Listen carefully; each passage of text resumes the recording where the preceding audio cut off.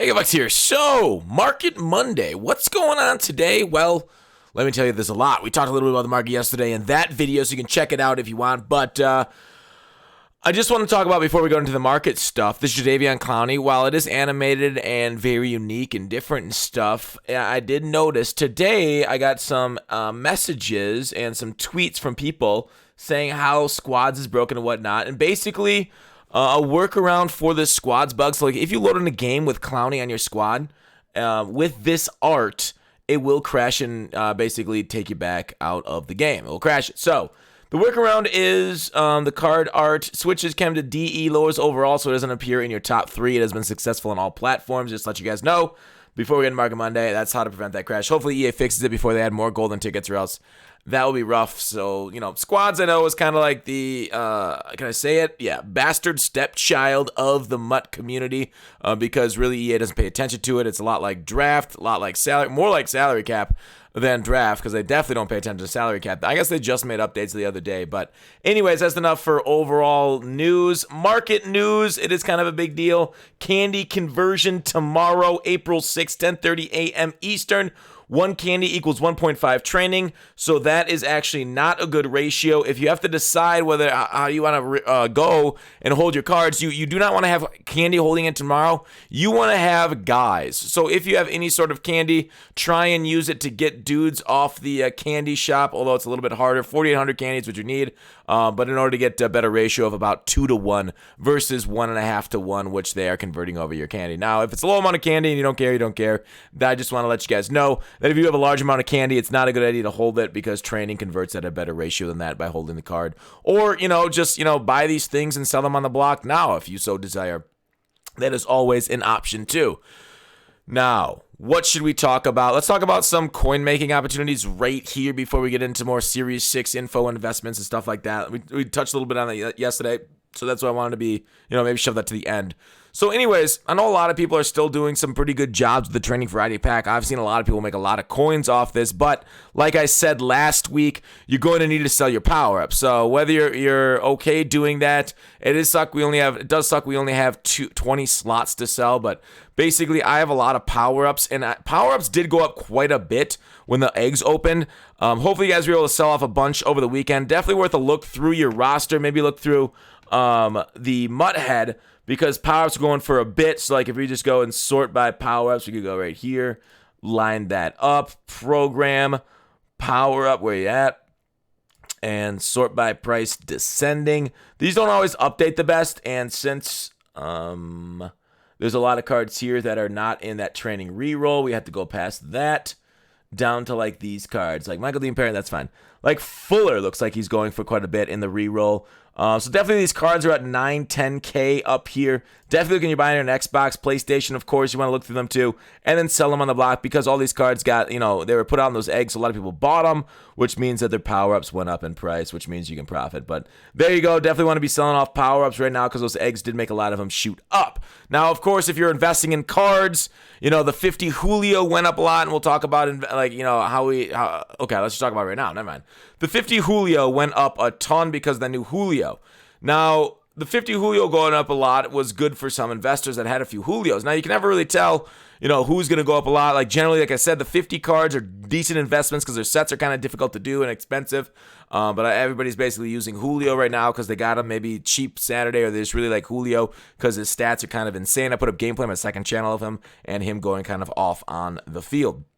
But that went up, so not a bad idea if you're looking at other investments for other 50 cards, other cards that are hard sets to do. Obviously, power-up investing is very risky and oftentimes awful because of that. I got 2 Tyreek Hills here, so I got to sell off some of my binder. I don't know when the sell day is. Everybody's kind of like talking, hey, when should I sell my investments? When should I do that? I don't know. I hope we get some good Wildcard Wednesday and Thursday Legends, so that way people demand training to roll. Because if you guys look at what happened to the market, it definitely went down. It went from like mid 5s here to about mid 4s for a lot of these categories here. I just updated this a couple minutes ago, so I guess I should update the update date to 4-5-21. But anyways, kind of wild, like the high end of the market, up here, they're kind of like normal, but like, yeah, right here is where we saw a lot of crash. Now, the 90s overalls, those things stick out, and those 90 overalls, a lot of times are at that 30,000 because of the Team Diamond 2 sets, which we'll get to in a bit. So, go ahead, invest in your Julios and other ones like that.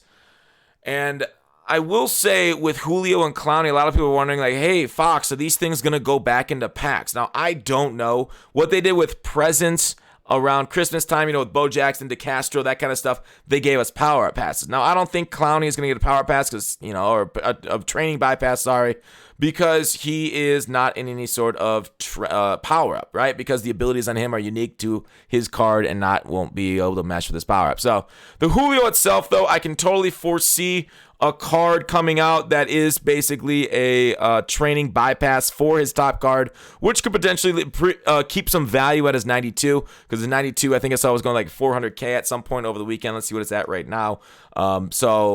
Yeah, it's kind of wild how like these changes have ripple effects to the economy, because that Julio going for a lot of coins is really neat. Why is it really neat? Because Gap Packs just got a big boon to them too, because the 50 sets, right? The 50 sets, which are really cool, because 92, let's look at Julio. Sorry, give me a second to look at his price. So I'm sure a lot of people are doing this Julio set. Yeah, 400K for this Julio set. Now you're like, oh, dang, that's crazy. So what is his 82, 11K for each of these 82s? Okay. So if you're doing Gap Packs, there's a lot of cards. Like I talked about, some of the maybe power-ups are going for a decent amount. Otherwise, there's some low-end cards in the power-ups. Roboto pointed that out today, so shout out to him. Go sub to his stuff, YouTube, Twitch, all that good stuff. We love Roboto here. But definitely a good idea then. The Gap Packs, because of the increasing price of the 82s, these sets, you can kind of use them. And then the 80s are actually going for a decent ratio too. Why? Because the Team Affinities, Team Diamond sets, these things are going for quite a bit too, because these cards are, very valuable. A lot of people like them for their theme teams, just their teams overall. But then you need the 80 overalls to build some of these 86 team builders to make those, the set, the lowest requirement in this Team Diamond 2 set. I don't know if that made any sense, but I hope it did.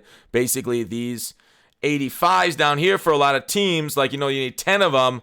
They're going for a more expensive price than you can put to those sets together. So that way it rose the sets. I always go back to the Raiders, Darius Heyward-May, but this, I don't know, maybe there's better examples than him. This is just the one I use in my Steelers theme team.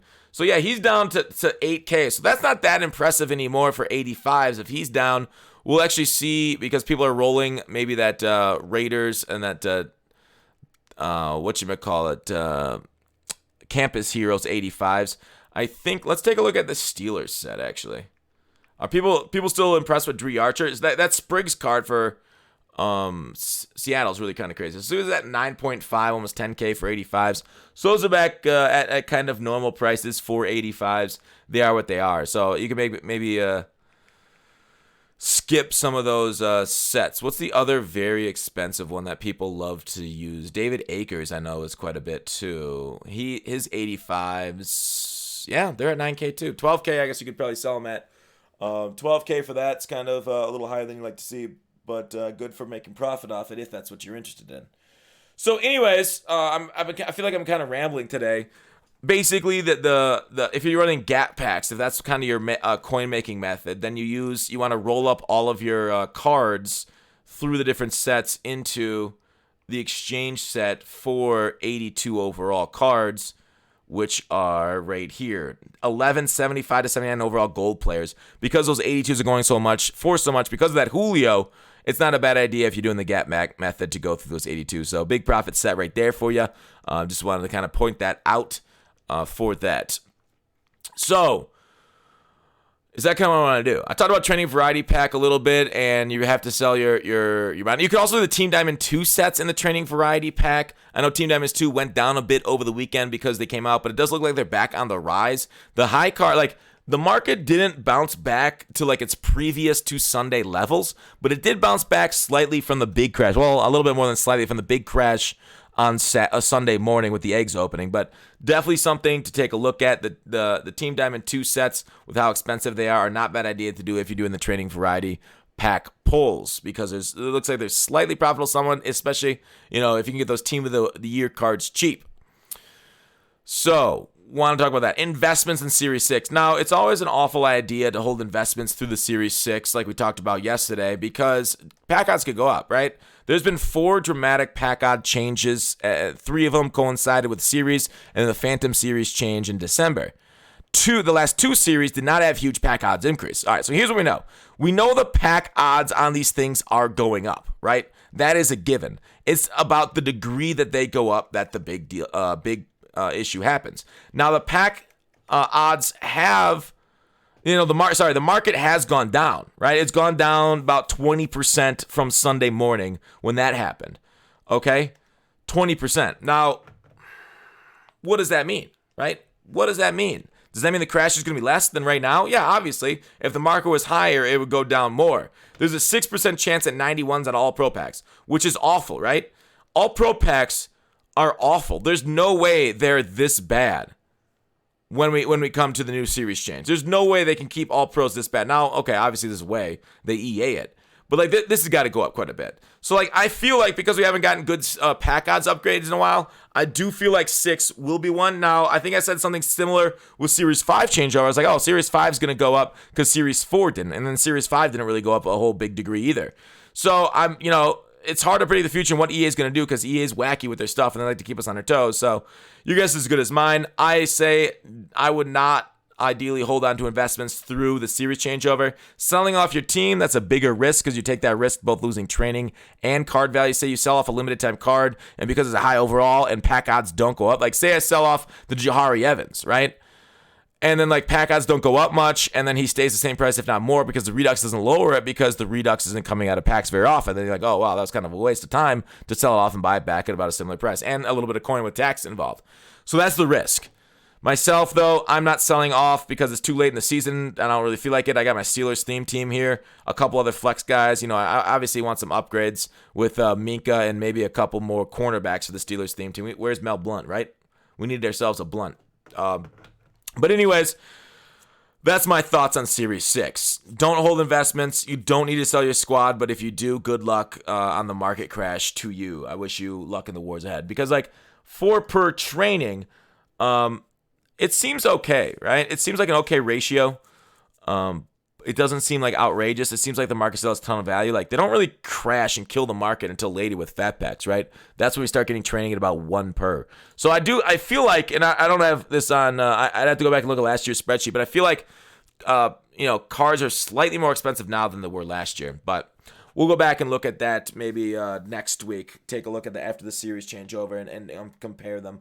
But there it is. Also, one other thing is like it might be a good idea with how expensive 90 overalls are training-wise. You see on my training spreadsheet how 90 overalls were about 6 per training. If you just filter 90 overalls, you can see because these things go into those Team Diamond sets and whatnot, because they're so valued, 28, 29, 30K you're selling them at, and they're selling well 90 overalls at 30K.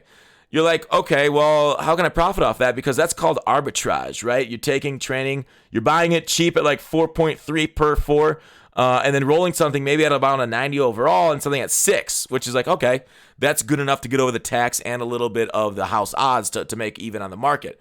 So I don't think it's an awful idea to roll stuff like the 89 player of the week pack. Wildcard Wednesday could be kind of good, although whenever Wildcard Wednesday comes out, all those cards crash. So it might not be a bad idea to kind of get in some of these 89 plus overalls. As long as you don't pull 89s, you're doing pretty decent for yourself because how expensive 90s are. So definitely something to look out for. And if you want to try it out, I have not got any sort of sample size on these things. So I'm just mentioning it to you because 90 overalls are expensive, that these rolls could be pretty good if you're selling 90 overalls on the block. Obviously, it's a good idea to target expensive sets if the 90 overalls are going for more. Definitely homework that you should do. I'm not going to do for you because if I say that these ones are going for more, then everybody's going to do it and that crash, it'll crash. So that's what I got to leave up to you guys is to roll these things and find the sets because, I've done this a long time. When I do it, the market reacts and it crashes that set. So there you go. Let me look through my notes one more time to make sure I got everything on this Market Monday. Trending Variety Pack, Candy Conversion News, Golden Ticket Clowny, Breaking People's Lineups, Gap Packs, Investments, Series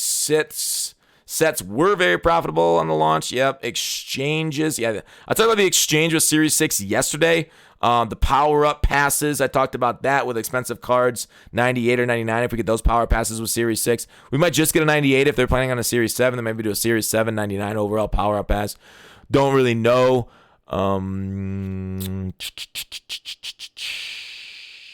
Julio. Training bypass. Potential for Julio. And then, yeah. All right. We're good. That's it.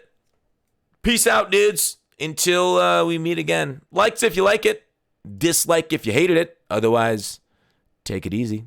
See you tomorrow.